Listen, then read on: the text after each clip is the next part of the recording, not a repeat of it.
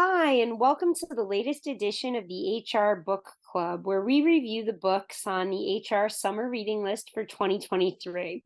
Over the weekend, I read Ride of a Lifetime by Bob Iger, the current CEO of Disney. This book was meant to be written as an afterword to Iger's time as Disney's CEO. He stepped down right at the start of the pandemic, and then he left the reins to Bob Chapek. To make a long story short, however, he did not meet the needs of employees, customers, or shareholders. And the board removed Chapek not that long ago, actually, and asked Bob Iger to return. As a result, this is extra interesting because the book is focused on leadership. And the main point was, quote, at its essence, good leadership isn't about being indispensable. It's about helping others be prepared to possibly step into your shoes, giving them access into your own decision making, identifying the skills they need to develop, helping them improve, as I've had to do, sometimes being honest with them about why they're not ready for the next step up. So as you can see, that's a little bit awkward now. I hope Iger pays better attention to his own advice and identifies a replacement and prepares him or her to correct course. Disney is facing many more challenges right now than when this book came out. In the book, however, Iger shows how a leader needs empathy and humanity to truly succeed. It begins with the introduction. Iger was all ready to meet the pinnacle of his career and time as CEO with the opening of Shanghai theme park and resort. He has all these celebrities and Disney executives around him. He's practicing his Mandarin to give the speech on the opening night.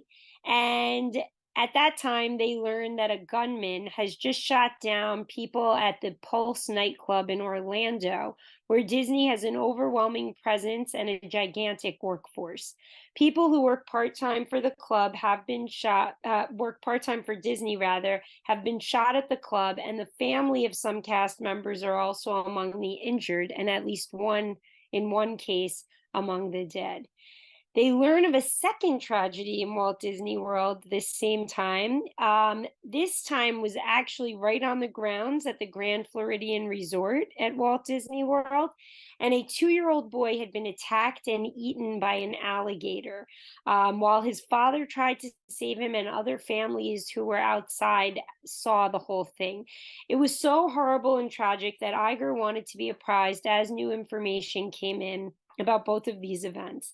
And he went against his lawyer's advice and called the parents of the 2-year-old boy directly, talked to them, and promised their child would not die in vain and that they would do everything to prevent this from ever happening again. Iger felt their trauma and that sense of loss. As a father and a grandfather, you can even hear it in his voice as he reads the story in audiobooks. I listened to the book rather than read it.